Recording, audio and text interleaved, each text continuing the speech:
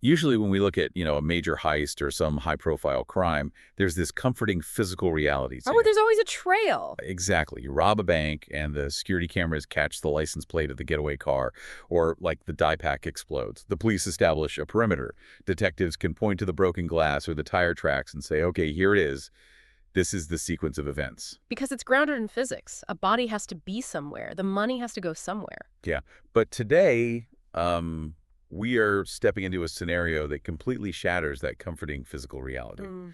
We're looking at a story where that neat little box of evidence gets thrown out the back of a commercial jetliner at 10,000 feet into a freezing storm and just effectively vanishes. It's wild. It really is. Welcome to the deep dive. We're taking a massive stack of FBI files, Wikipedia archives, aviation logs, and forensic reports to reconstruct the only unsolved case of air piracy in the history of commercial aviation, the legendary 1971 hijacking.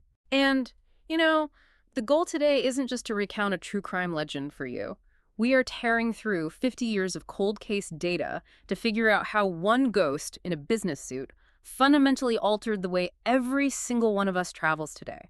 So true. We're going to dissect the forensic science, the psychological profiling, and the sweeping historical changes that make this single event the very reason you have to, take your shoes off and walk through a scanner at the airport. Because that transition from the freedom of 1970s travel to the rigid security architecture we have today, it didn't happen by slow evolution. It happened because someone recognized a massive, glaring vulnerability in the system. And exploited it with a level of precision that is still baffling half a century later. Yeah, and this is an investigative landscape that is incredibly frustrating. Every time you find a piece of evidence that seems to offer a definitive answer, it immediately contradicts another piece of evidence. It is the absolute definition of an unsolved obsession. And the hook for this whole thing is almost too cinematic to be real. Picture this, right? A man in a sharp business suit sits in the back row of a commercial jetliner. He orders a bourbon, calmly hands a flight attendant a note about a bomb, demands $200,000, and then, in the dead of a freezing moonless night over the Pacific Northwest wilderness, he jumps out of the jet and vanishes completely off the face of the earth. Just gone. Gone. So let's unpack the meticulous anatomy of this hijacking. We need to set the scene. The date is November 24th, 1971. It's Thanksgiving Eve. And to really grasp how this was possible, you have to mentally place yourself in an American airport in 1971. Right, which is basically another planet compared to today. Oh, absolutely. It's the busiest travel time of the year. The terminals are packed with people smoking cigarettes, wearing heavy winter coats, carrying unscreened luggage. Security, at least in the way we understand it now, is a foreign concept. There are no metal detectors. None. There are no X-ray machines for carry-on bags. You could walk right up to a ticket counter with a wad of cash and buy a ticket under any name you wanted. The ticket agent didn't ask for a driver's license, no passport, nothing. Which feels completely alien to us today. But that is exactly what this man did. He walks up to the Northwest Orient Airlines counter at Portland International Airport. He uses cash to buy a one-way ticket for a 30-minute hop north to Seattle-Tacoma International Airport, which we'll call SeaTac. It's Flight 305. Right. And on his ticket, he writes the name Dan Cooper. And his appearance is, for lack of a better term, aggressively unremarkable. Yeah, eyewitnesses later described him as a white male, likely in his mid-40s, with dark hair and brown eyes.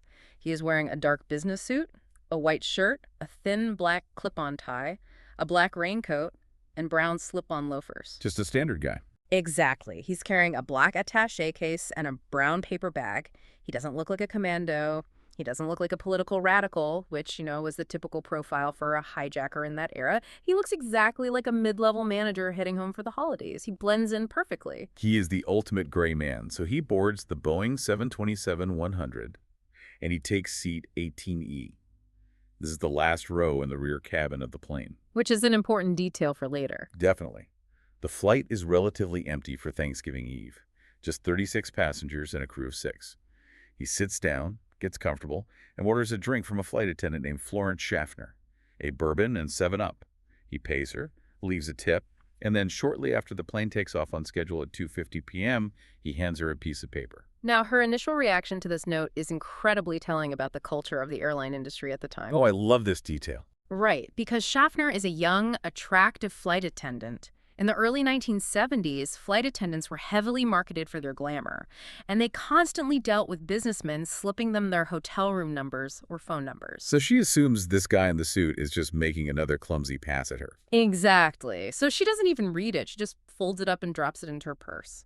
I always find this detail so wild. The guy is sitting there trying to initiate a highly orchestrated, incredibly tense hostage situation, and he basically gets ghosted. Yeah, he's totally ignored. But he doesn't panic. He doesn't raise his voice. He just leans in toward her very calmly and whispers, "Miss, you better look at that note. I have a bomb." Wow. And that sentence completely shifts the reality of everyone on that aircraft. Schaffner opens the note. It is printed in neat all-capital letters with a felt-tip pen. It reads, "Miss, I have a bomb in my briefcase and want you to sit by me." So she sits down next to him, and like anyone processing something this terrifying, she asks to see the bomb. She needs proof. Which is fair. Yeah, and Cooper doesn't hesitate. He cracks open the briefcase just enough for her to look inside. She later reports seeing what looked like a large cylindrical battery attached with wires to 2 rows of 4 red cylinders. She assumes, understandably, that it's dynamite. I mean, what else would you assume? Well, if you look at the FBI files later, explosives experts noted that commercial dynamite sticks are usually brown or beige wrapped in wax paper. Those bright red cylinders she described were highly likely to be standard highway or railroad flares. Oh, wow, so it might have been a fake bomb. Possibly. But the thing is, in that moment, in a pressurized tube thousands of feet in the air, you do not take that gamble. The visual is enough. It is a highly credible threat. Right. You don't say, excuse me, sir, I believe those are actually road flares. You do whatever he says. Yeah. So Cooper snaps the briefcase shut and issues his demands. He wants $200,000 in negotiable American currency. Which is a huge amount of money. Yeah, just to frame that for you, adjusted for inflation, that is roughly $1.6 million today. He specifies he wants it in $20 bills.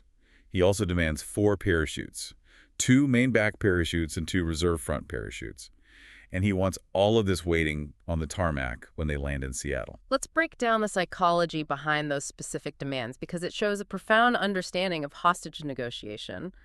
Why ask for 4 parachutes? Right. If he's the only one jumping, he only needs 2, a main and a reserve. Exactly. If he is the only one jumping out of the plane, standard skydiving protocol dictates 1 main parachute and 1 reserve.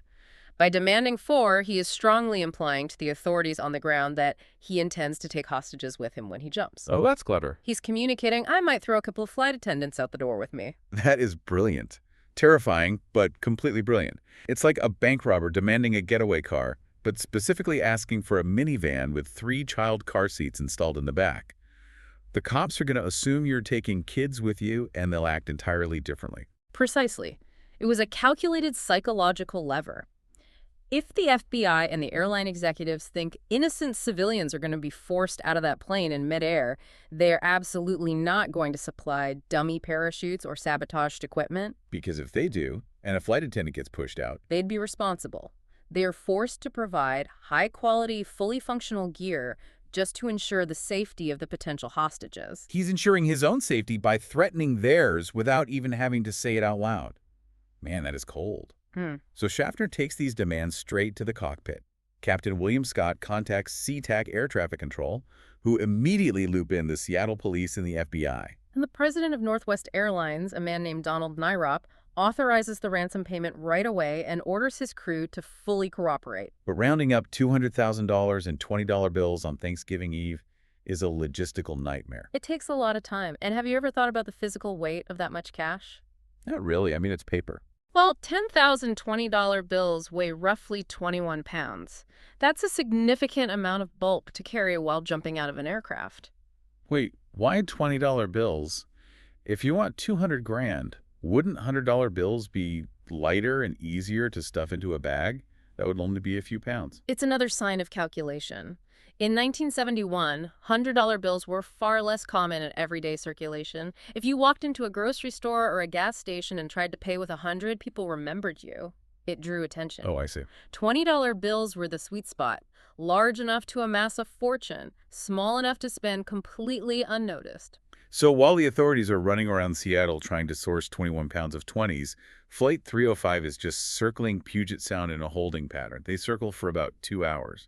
And the vibe in the cabin is completely surreal. Yeah, the passengers are told over the intercom that there is a minor mechanical difficulty delaying their arrival.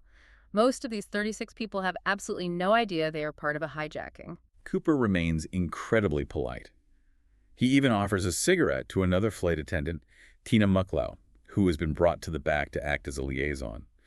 At one point, when asked why he chose Northwest Airlines, Cooper laughs and says, "It's not because I have a grudge against your airline, it's just because I have a grudge." Which is a cryptic, heavily loaded statement, I just have a grudge. Right. It implies a broader anger at the system or the government or corporate America. We will definitely return to the psychology of that statement when we start looking at the suspects. For sure.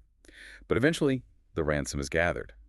The banks source 10,000 unmarked $20 bills from the Seattle First National Bank. They are mostly bills printed by the San Francisco Federal Reserve, which means their serial numbers start with the letter L. And crucially, before they put the money into a canvas bag, the FBI microfilms every single bill. They have a permanent record of every serial number. The parachutes are also sourced locally. The main chutes come from a local stunt pilot, and the reserves come from a nearby skydiving school. With everything ready, Flight 305 finally lands at SeaTac at 5:46 p.m. And this is where we see Cooper take complete operational control of the environment. He really does. He dictates the exact choreography of the exchange. He orders the pilot to park the plane on a partially lit runway, completely isolated from the main terminal.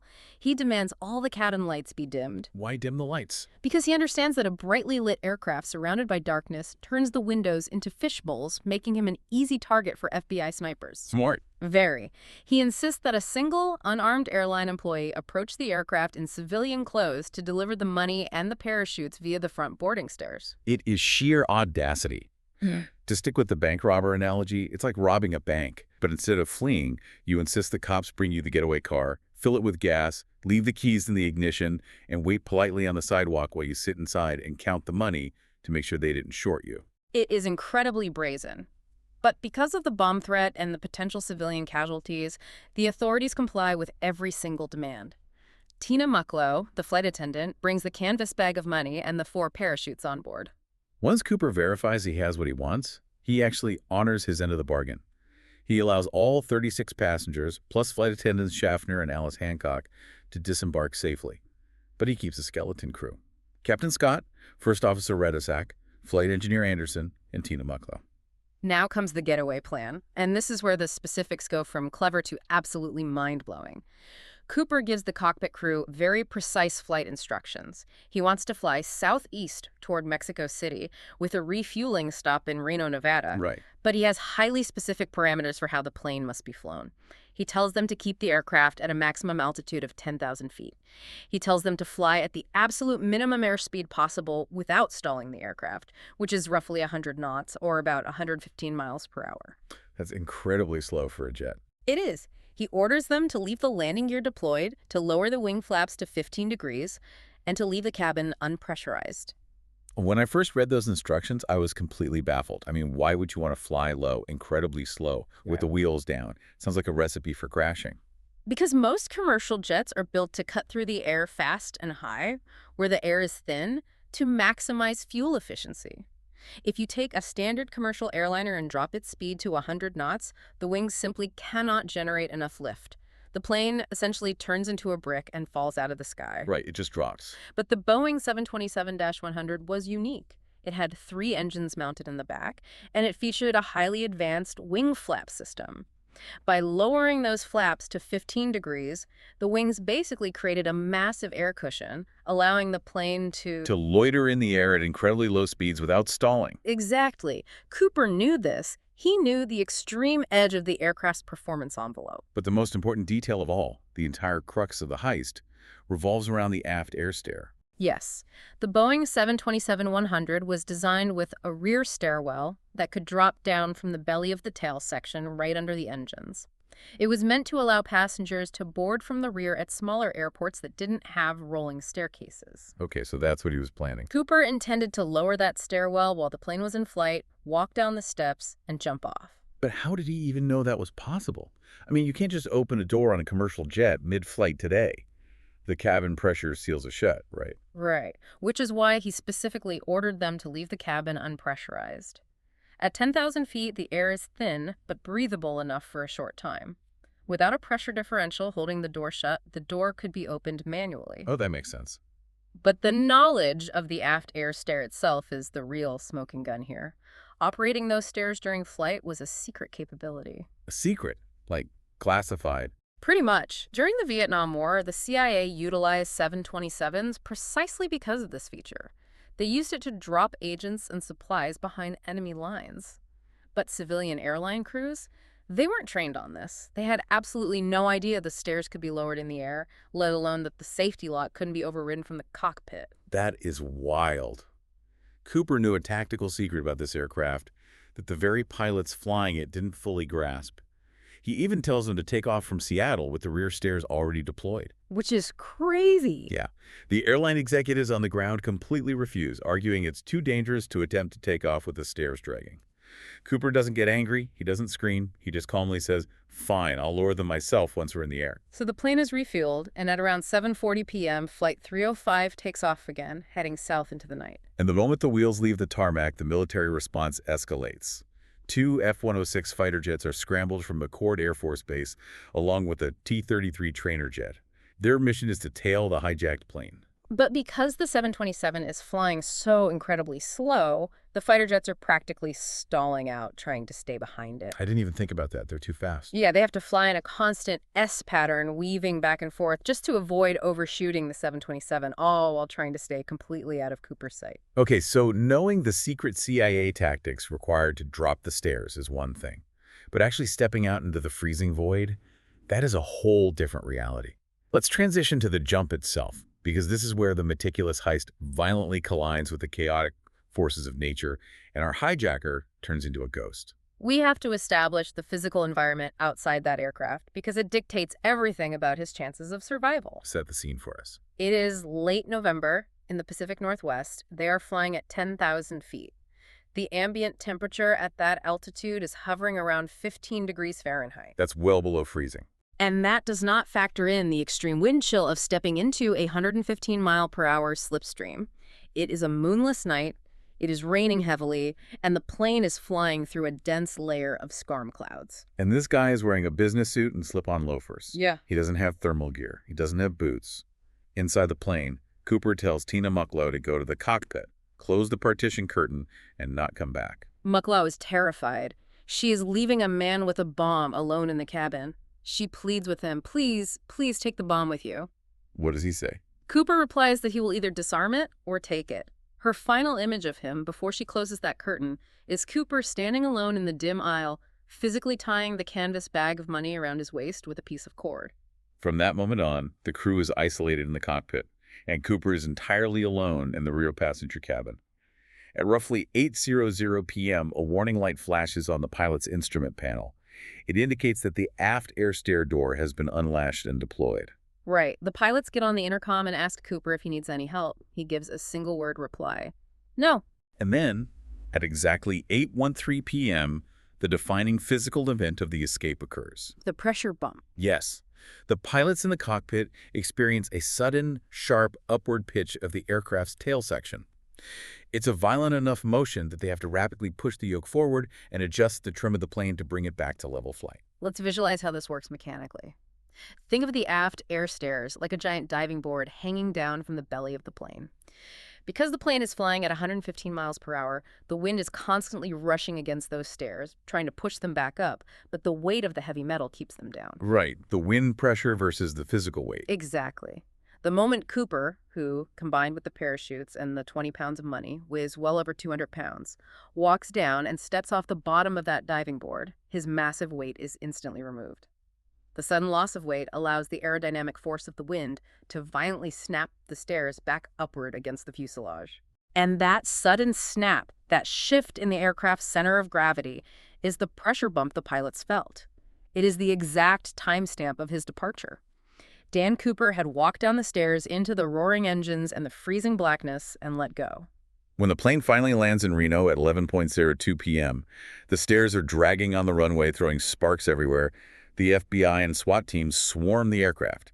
But the cabin is empty. The money is gone. The bomb is gone. Cooper is gone. He vanished completely. Which brings up the obvious problem. How do you find a man who effectively stepped into the abyss? You don't have exact coordinates, you just have a rough timeline of when he jumped and a general flight path. The FBI immediately swings into action, utilizing every resource at their disposal. They interview the F-106 fighter pilots who were trailing the plane, but the soldier pilots didn't see anything. They didn't pick up a falling object on radar, and visually spotting a single man dressed in dark clothes falling through heavy storm clouds in the pitch black is virtually impossible. So the investigators have to reverse engineer the physics of the jump itself.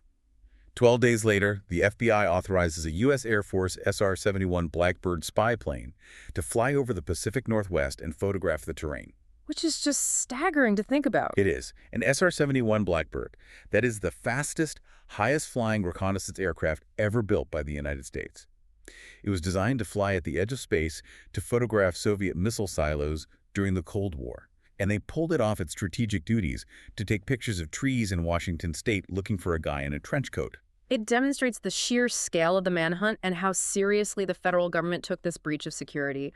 Unfortunately, the winter weather and poor visibility rendered the Blackbird's high-altitude photographs largely useless. So the FBI realizes they need empirical data on how a human body behaves when it leaves the back of a 727. They conduct a practical experiment that becomes known as the sled test. Okay, I am obsessed with this part. The logistics of the sled test are so delightfully analog. Walk us through how they did it.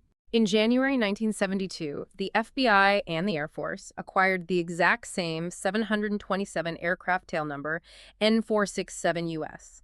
They flew it out over the open ocean of the Pacific. They configured the plane exactly as Cooper had commanded. 10,000 feet, 150 knots, flaps at 15 degrees, wheels down, aft air stairs deployed. Okay, so they recreated the exact environment. Then they built two massive, heavy sleds.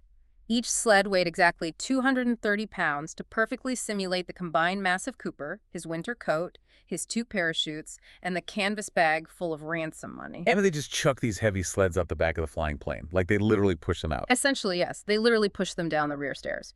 And this test proved two vital pieces of information. First, it completely debunked a working theory that Cooper would have been instantly killed upon jumping. Why did they think he'd be killed instantly? Some aeronautical engineers thought the intense slipstream would have sucked him backward and slammed him against the tail of the aircraft, but the sleds fell straight down, clearing the tail entirely. Okay, so he survived the exit. What was the second piece of information? Most importantly, the moment those 230-pound sleds cleared the bottom step, the Russian aerodrome slammed the stairs back upward, creating an exact replica of the sudden upward pitch, the pressure bump the pilots felt at 8:13 p.m. So the sled test empirically proves the timeline. They know for a fact exactly when he jumped. The massive problem they face now is figuring out exactly where the plane was at 8:13 p.m. And that is where the mathematics of the search get incredibly messy. The pilots were flying the plane manually in terrible weather, focusing on maintaining that dangerously low stall speed. Initially, the FBI calculated a drop zone near Mount St. Helens, specifically around Lake Merwin and the small town of Ariel, Washington. So they searched there, right? Yeah. Based on that math, they launched one of the most extensive ground manhunts in U.S. history. You had FBI agents, Army soldiers, helicopters grid-searching the canopy, door-to-door searches, and they even brought in a submarine to drag the dark, freezing bottom of Lake Merwin. And despite all that manpower, they find absolutely nothing. Zero. No scrap of parachute silk, no torn $20 bills, no body. Because they were almost certainly looking in the wrong place. Years later, a fascinating piece of data emerged from a completely different source. A Continental Airlines pilot named Tom Bohan had been flying a commercial route just 4 minutes behind Flight 305 that exact night. Oh, wow. So he was right there. Bohan had his own wind data from his instruments. He realized that the FBI's calculations were based on incorrect wind direction data. When you drop a man from 10,000 feet, it takes several minutes for him to reach the ground. If the crosswinds are strong, they can blow a parachutist miles away from the point where he left the aircraft. Bohan's recalculations shifted the probable drop zone much further east, over the Washougal River watershed, which is incredibly dense, rugged, unforgiving wilderness.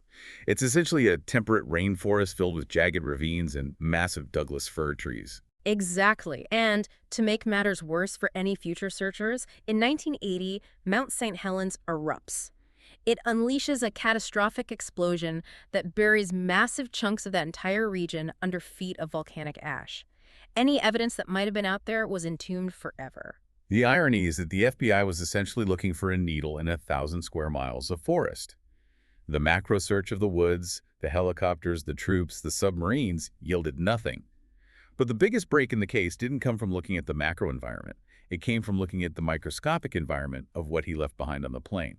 And that completely changed everything we thought we knew about Dan Cooper. Let's zoom in on that. When Cooper jumped, he took the money, the bomb, and 2 parachutes. But he didn't take everything. What exactly did the FBI find lingering on seat 18E? The physical evidence was sparse, but it was highly specific. On his seat, they found a single strand of limb hair, and on the headrest, a brown Caucasian head hair. In the armrest ashtray, they found 8 Raleigh filter-tip cigarette butts. Okay, so biological evidence. Right. And most famously, neatly draped on the seat, they found a black clip-on necktie and attached to it a gold tie clip with a mother-of-pearl setting. Okay, stop right there. You hear that list of evidence today in the era of CSI and advanced forensics, and you think, this is a slam dunk. We have hair follicles, we have 8 cigarette butts coated in saliva, we have a tie that rubbed against his skin and sweat for hours. How do we not have a complete genetic profile of this guy? It is deeply frustrating to look back on, but you have to remember the context of forensic science in the 1970s. DNA profiling as a criminal identification tool wasn't invented until 1984. So they just weren't thinking about it. Exactly. The handling of evidence in 1971 wasn't geared toward preserving microscopic genetic material because nobody knew that would be possible. They were just looking for blood types or physical matches. The limb hair they found was completely destroyed during microscopic analysis in the lab. The head hair was mounted on a glass slide, but it was inexplicably lost by the FBI lab sometime before 2002. That is agonizing. What about the cigarettes? I mean, 8 butts, that's so much saliva. The 8 cigarette butts, which, as you said, would be an absolute goldmine of saliva DNA today, were destroyed while in the custody of the Las Vegas field office. They simply threw them out. I can't even process that level of institutional failure. So the only real physical artifact linked directly to his person, the only thing that survives to the modern era of testing, is the tie. Yes, the J.C. Penney clip-on tie. It was a budget line discontinued in 1968. The FBI did manage to pull some partial DNA profiles from it in the early 2000s. But think about the nature of a cheap clip-on tie. People buy them at thrift stores, they share them, they pass them around. You don't wash a clip-on tie. Right, it could be anyone's DNA. There is absolutely no way to definitively prove that the partial DNA profile they found belongs to Dan Cooper, or if it belongs to a guy who owned it 3 years earlier. However, where the tie becomes truly revolutionary to the investigation isn't in DNA testing. It's in metallurgical testing in 2009. And this is where the story pivots from a standard true crime procedural into high-tech science. The FBI allows a private group known as the Cooper Research Team, often called the Citizen Sleuths, to examine the tie. This team is led by a paleontologist named Tom Kay, and it includes a metallurgist and a scientific illustrator.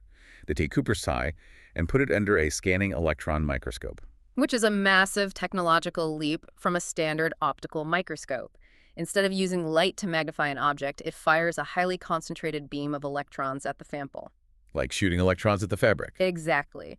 As the electrons interact with the atoms on the surface of the material, they emit signals that allow scientists to see incredible topographical detail, and more importantly, to identify the specific elemental composition of microscopic particles.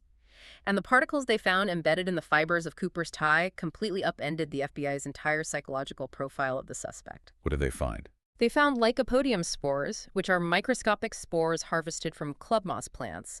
They are often used in pharmaceutical manufacturing to coat pills or in foundries. But the truly shocking discoveries were the rare metals. They found microscopic fragments of bismuth, antimony, cerium, strontium sulfide, and crucially, unalloyed, pure titanium. When I hear the words pure titanium, I instantly think of modern aerospace.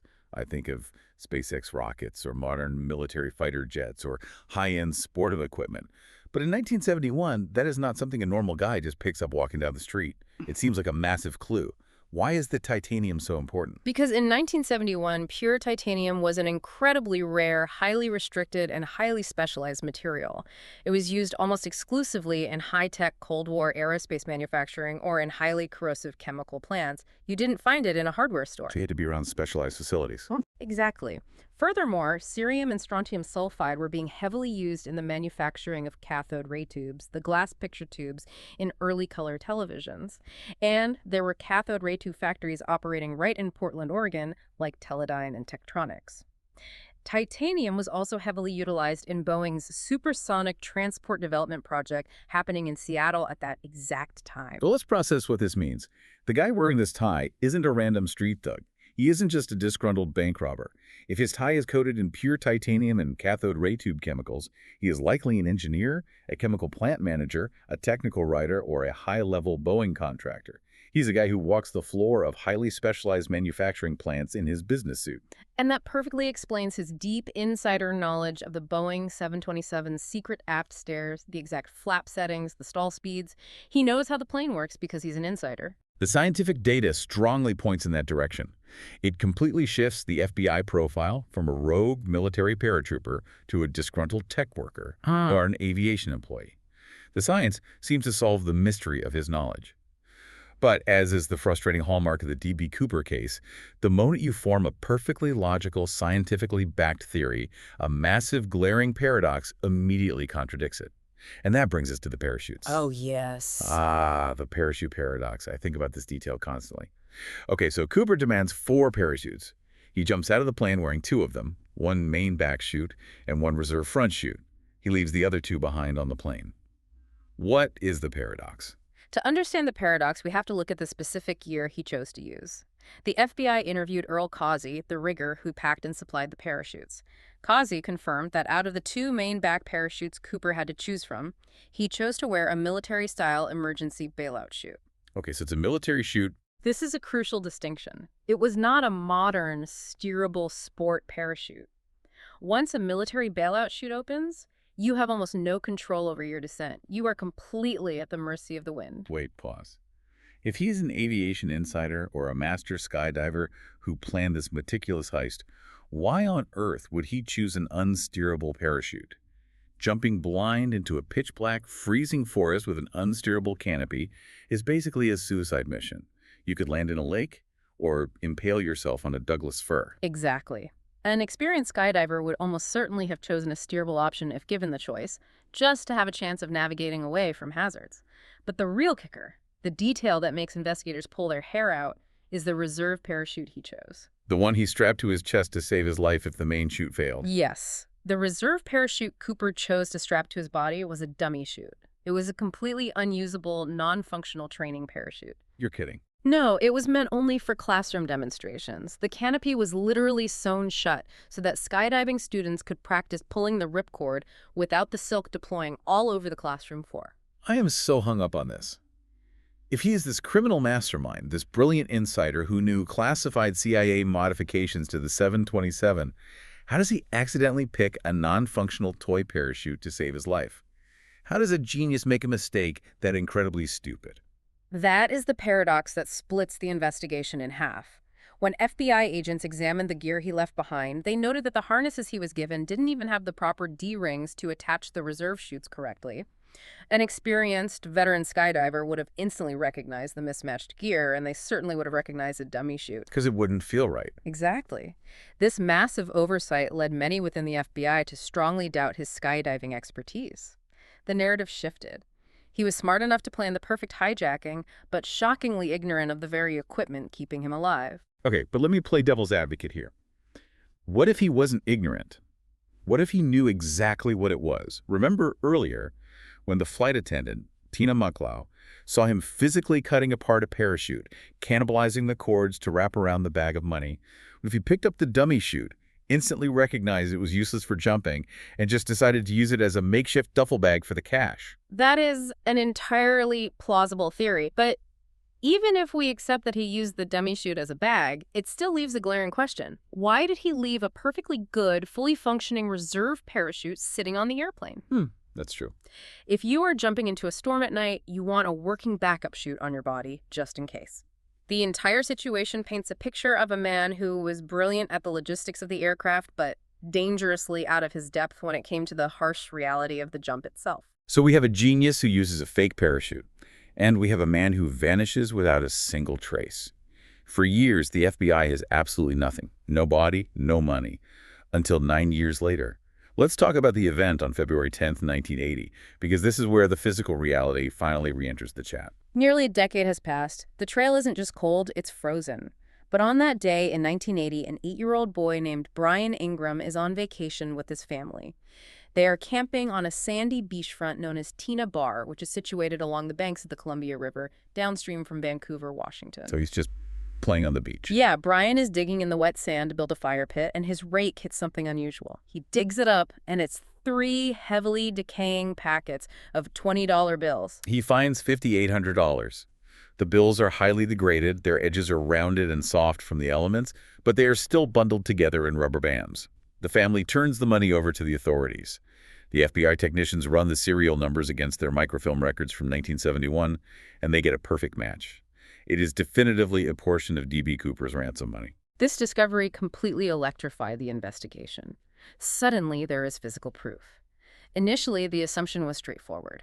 People assumed that when Cooper landed, or crashed, the money had fallen into the Washougal River watershed, slowly washed down the tributaries into the mighty Columbia River, and naturally deposited onto the sandy bank at Tina Bar over the course of 9 years. It seemed to validate the FBI's revised flight path calculations.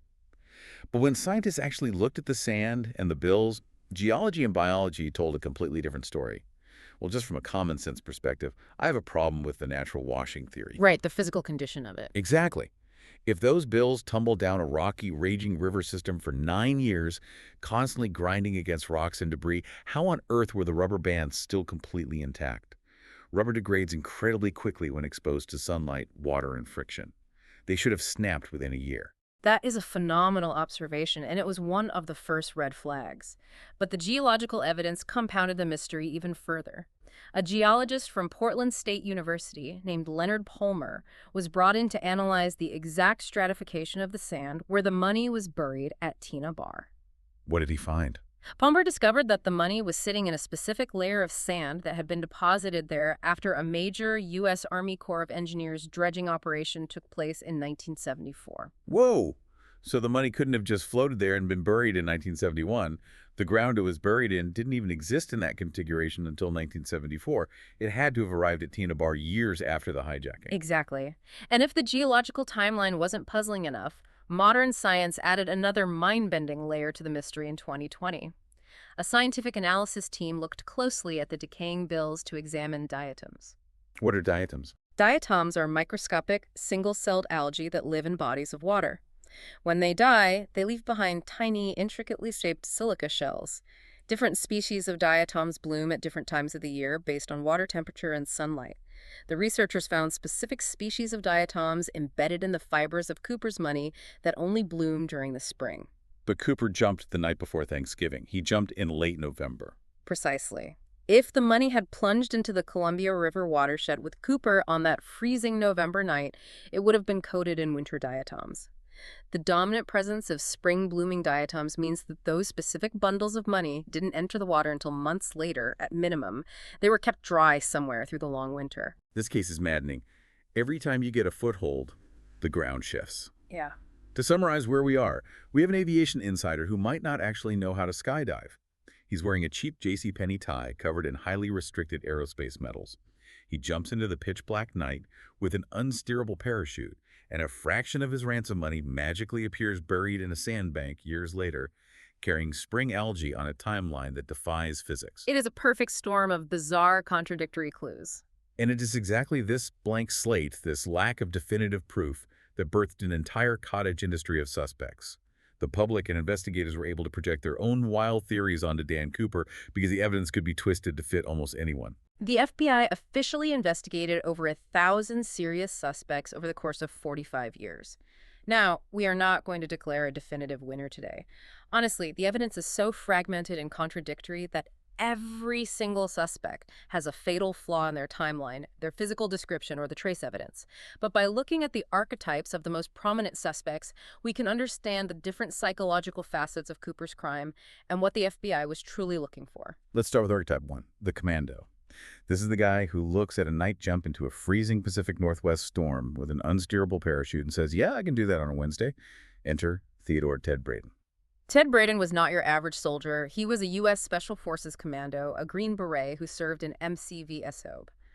For those unfamiliar, MCVSO, the Military Assistance Command Vietnam Studies and Observations Group, was a highly classified multi-service unit that conducted extremely dangerous black ops and covert operations in Vietnam and Laos.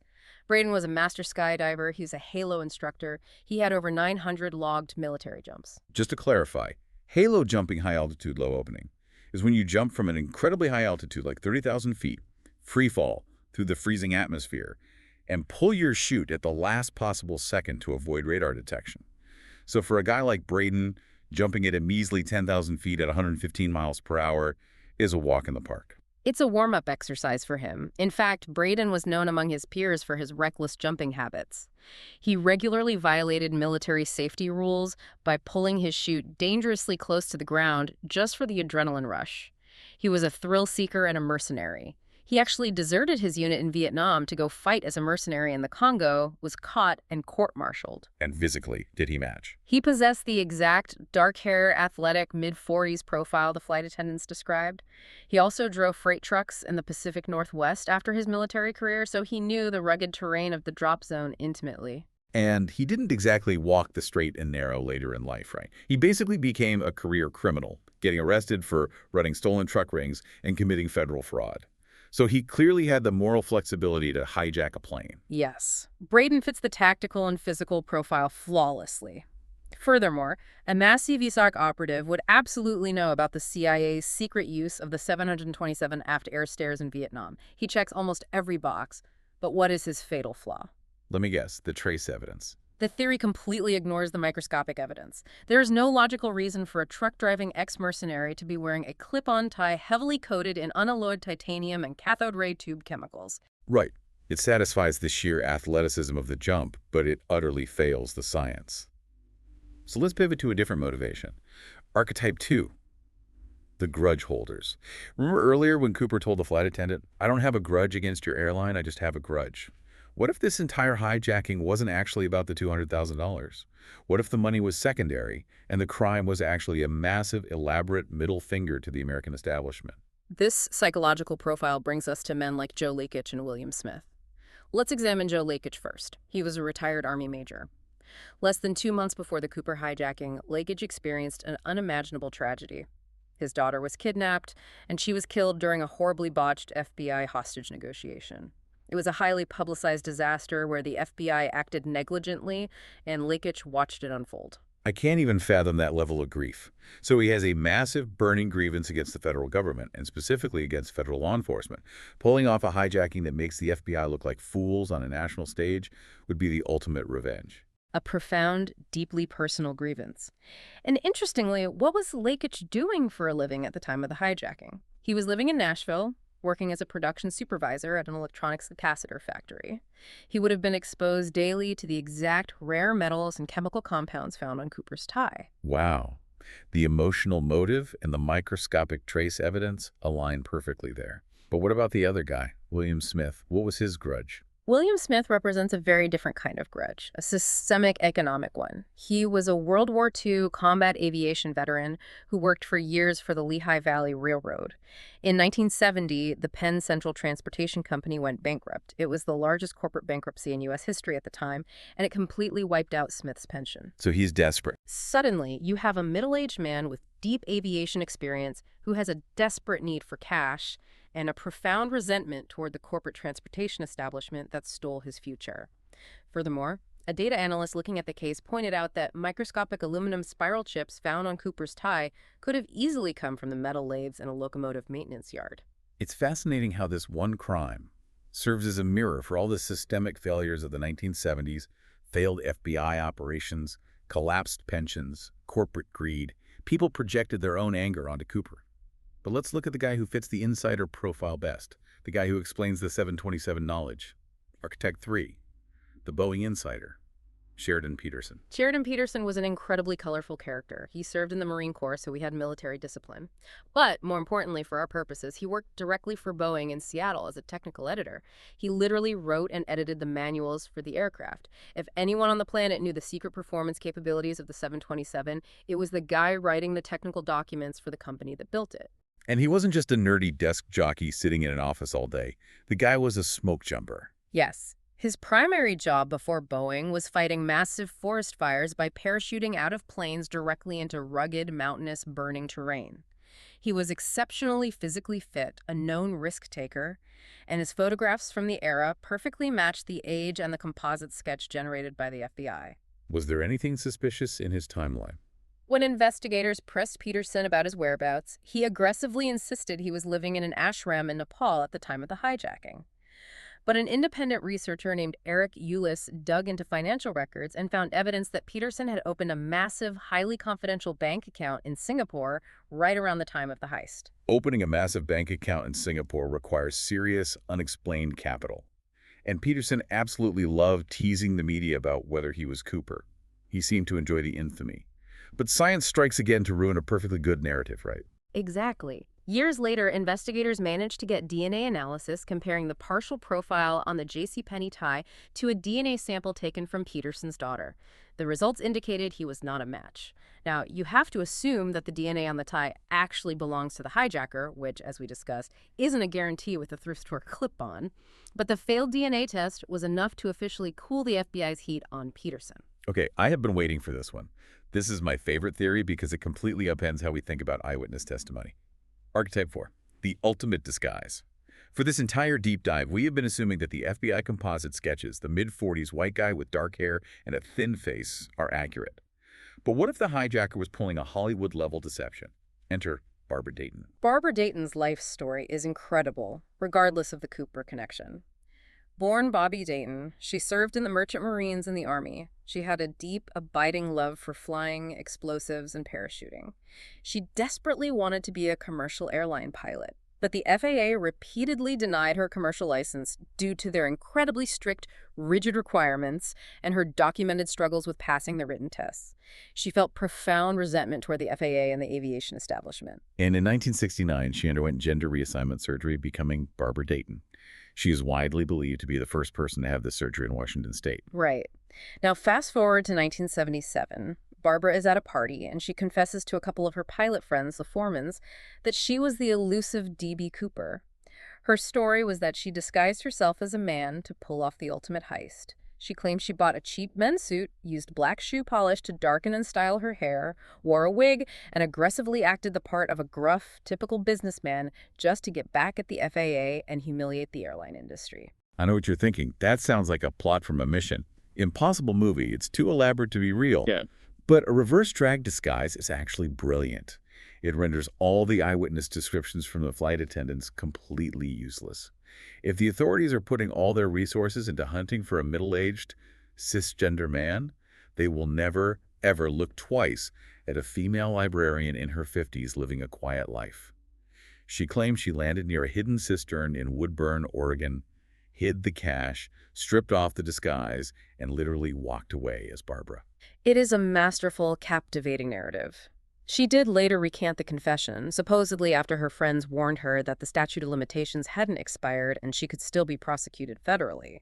But her friends noted she had the requisite parachuting skills, the deep aviation knowledge, and the exact rebellious psychology needed to pull it off. Did her physical traits match at all? Skeptics point out that her height and eye color didn't match the witnesses' descriptions, though you could argue that the dim cabin lighting and the sheer terror of the moment could account for discrepancies in eyewitness memory. It just shows how incredibly murky this case is. You can mold the evidence to fit a commando, a grieving father, or a gender-swapping pilot. But while Barbara was a unique suspect, there was one specific group of suspects that forced the FBI to completely change how they viewed the survivability of the entire case. Archetype 5, the copycats, specifically a man named Richard McCoy. This is a crucial chapter in the aviation security timeline. For months following the jump, the FBI's chief investigator, a man named Ralph Himmelsbach, firmly and publicly believed Cooper died in the woods. He reasoned that no amateur could survive those brutal atmospheric conditions with an unsteerable parachute. But then came the spring of 1972. Within months of the Cooper hijacking, there were 15 copycat hijackings across the United States. 15. It was a genuine epidemic. People saw Cooper do it. They saw the airline hand over a fortune, and they thought, well, I want a piece of that. Exactly. The mystique of the crime was contagious. And the most famous of these copycats was Richard McCoy. In April 1972, McCoy hijacked a United Airlines 727 flying out of Denver. He replicated Cooper's playbook almost exactly. He demanded 4 parachutes and $500,000, and he bailed out over the mountains of Utah using the aft air stairs. And the most important detail is that he survived. He survived the jump, landed safely in the mountains, and walked away with the $500,000. Now, McCoy wasn't a criminal mastermind. He was caught just 2 days later because he carelessly left his handwritten hijacking instructions and his fingerprints all over a magazine sitting on his seat. He went to prison, later escaped, and was eventually killed in a shootout with the FBI. But the physical similarities were so striking that some FBI agents genuinely believed McCoy actually was Cooper pulling a second heist. But when you look closely at McCoy, the details just don't line up, do they? No, they don't. McCoy was 29 years old, significantly younger than the mid-40s profile of Cooper. He had notably protruding ears, whereas sketches of Cooper show flat ears. McCoy was a strict Mormon. He didn't drink alcohol or smoke cigarettes. Cooper specifically ordered bourbon and chain-smoked 8 Raleighs. And most importantly, McCoy had a rock-solid alibi for Thanksgiving 1971. He was documented having dinner with his family in Utah. But McCoy wasn't valuable as a suspect. He was valuable as a proof of concept. What McCoy and other copycats like Martin McNally and Frederick Hahnemann proved to the FBI was that jumping out of a 727 at night in terrible weather with heavy bags of cash was physically survivable. That was the paradigm shift for the investigation. It forced Ralph Himmelsbach to publicly revise his firm assessment. The FBI officially admitted that Dan Cooper actually had a 50-50 chance of making it out of those Washington woods alive. So, if Dan Cooper lived, and he wasn't the commando Ted Braden or the insider Sheridan Peterson or the disguised Barbara Dayton, who was he? We may never know his real face or his real profession, but the fake name he gave the ticket agent might hold the ultimate clue to his origins. And this brings us to the comic book connection. Tell me about FBI agent Larry Carr's theory regarding the name Dan Cooper. It's important to remember that the hijacker never once referred to himself as D.B. Cooper. He bought the ticket and signed the manifest as Dan Cooper. So where did DB come from? The moniker DB was born from a media mistake. A local reporter misheard a police source who had briefly checked out an entirely innocent Oregon man with the initials DB. The media ran with the initials, and DB Cooper became permanently lodged in the cultural lexicon. But the original alias, Dan Cooper, is the key. At first glance, Dan Cooper sounds like the most generic, boring alias you could possibly pick. It's like John Smith or Mike Johnson. It sounds incredibly generic if you live in America. But in Europe, Dan Cooper was a highly recognizable name. Dan Cooper was the heroic protagonist of a wildly popular, long-running French-language Belgian comic book series. The character was a fictional Royal Canadian Air Force test pilot who went on daring aerospace adventures. A Belgian comic book about a Canadian aviation test pilot. That is incredibly specific. Yes, and it gets even more specific. In one of the issues published right around the time of the 1971 hijacking, the cover art literally features the character Dan Cooper parachuting out of a military aircraft in a high-risk jump. You have got to be kidding me. You don't just accidentally pick the name of a fictional parachuting test pilot when you're planning an aviation heist. That cannot be a coincidence. Most investigators agree it is highly unlikely to be a coincidence. And here is why this obscure comic book massively narrows the profile. The Dan Cooper comic series was incredibly popular in Europe, but it was never translated into English. It was never imported to or sold in the United States. It was practically unheard of south of the Canadian border. It was only available in Europe and in French-speaking Canada, like Quebec. If it was never sold in the U.S., what does this tell us about our guy in the business suit? It strongly suggests 2 distinct possibilities. Either the hijacker served a military tour of duty overseas in Europe, where he would have been exposed to the comics on newsstands, or he was a Canadian citizen, specifically a French Canadian. And the Canadian theory perfectly aligns with the very odd formal phrasing he used in his initial ransom note. He demanded negotiable American currency. Right. I glossed over that earlier. But if you were an American criminal holding up an American domestic airline in Oregon, you just say, I want $200,000. You assume the money will be in U.S. dollars. You don't specifically demand American currency unless you are used to operating across borders, or you are from a foreign country where you have to specify which dollars you want. Exactly. A Canadian citizen crossing the border to permit the crime would naturally specify American currency because it's foreign to them. It's a subtle linguistic tell that points heavily north of the border. So we have a profile pointing toward a French-Canadian aviation worker or a European station veteran who reads Belgian comics, works in a titanium facility, and hates the establishment. Yeah. The layers to this mystery are just endless. But as fascinating as the whodunit aspect is, let's shift to why this deep dive actually matters to you, the listener, today. The legacy of Flight 305 isn't just a cool, unsolved mystery that nerds debate on the internet. It fundamentally changed the physical world we live in. The Cooper hijacking was the direct catalyst for the modern security state. Before November 1971, the airline industry operated on the honor system. They assumed that the convenience of walking right onto a plane outweighed the risk of bad actors. But because of Cooper and the terrifying wave of 15 copycats that followed him in 1972, the federal government realized the honor system was a fatal, unsustainable liability. So what do they do? In 1973, the FAA stepped in and mandated that airlines institute universal baggage searches and 100% metal detector screenings for all passengers. Before Cooper, you could literally walk onto a commercial jet with a briefcase full of road flares or dynamite, and no one would blink an eye. After Cooper, the concept of the TSA checkpoint was born. Furthermore, they realized they couldn't just screen the passengers, they had to fix a glaring mechanical flaw in the airplanes themselves. The FAA mandated that every Boeing 727 in the world be retrofitted with a specific aerodynamic device mounted on the outside of the fuselage right next to the aft air stair door. How does it work? It's a remarkably simple, spring-loaded flat plate of metal. When the plane is sitting on the tarmac, the spring keeps the plate turned sideways so the stairs can open normally. But when the plane takes off and hits flying speed, the aerodynamic wind pressure catches the flat blade and forcefully rotates it over the stairwell door, physically locking the door in place from the outside. It made it mechanically impossible for anyone to ever lower those stairs during flight again, no matter how much they depressurized the cabin. And what did the aviation engineers officially name this brilliant little piece of hardware? They officially dubbed it the Cooper vane. The Cooper vane.